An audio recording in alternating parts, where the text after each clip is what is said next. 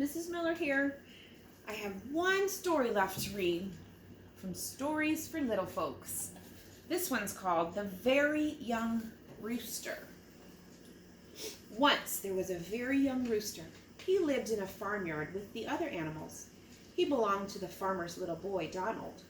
There were other roosters in the farmyard, but Donald loved his rooster best. Every night after the sun had gone down, Donald's rooster stood on tiptoe, threw back his head, and crowed. The hens didn't like it because it kept them awake. The ducks and the geese and the turkeys and the pigs and the sheep didn't like it because it kept them awake. The farmer's wife could not sleep for all the noise. The farmer said he would like to make pie out of that rooster.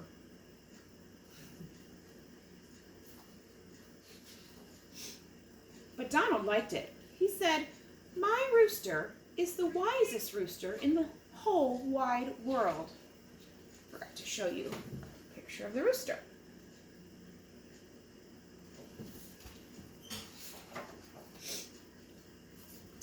If he crowed in the morning with all the other roosters, no one would hear him. But at night, everyone listens. One night after the sun had gone down, a weasel crept into the hen house. He wanted a nice fat hen for his supper. The other roosters were all asleep, so they didn't see the weasel. The hens were all asleep, so they didn't see the weasel either. All of the other animals in the farmyard were asleep, so they didn't see the weasel. Here's the weasel. No one saw the weasel but the very young rooster. He stood on tiptoe, threw back his head, and crowed. Then all the hens awoke. They saw the weasel and began to cackle. The ducks awoke and began to quack, quack, quack, quack, quack, quack, quack. The geese awoke and began to hiss. Have you ever heard a geese or a goose hiss at you? That's a loud sound.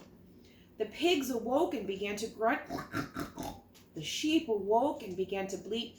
Bah, bah. The turkey awoke and began to gobble. Gobble, gobble, gobble, gobble, gobble. Donald awoke and called to his mother. She shook the farmer till he awoke.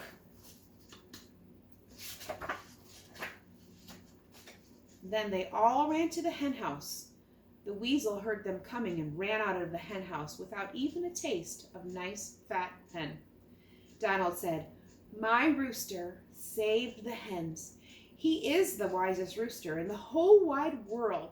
And everyone said, "He is the wisest rooster in the whole wide world." And the very young rooster stood on tiptoe, threw back his head, and crowed.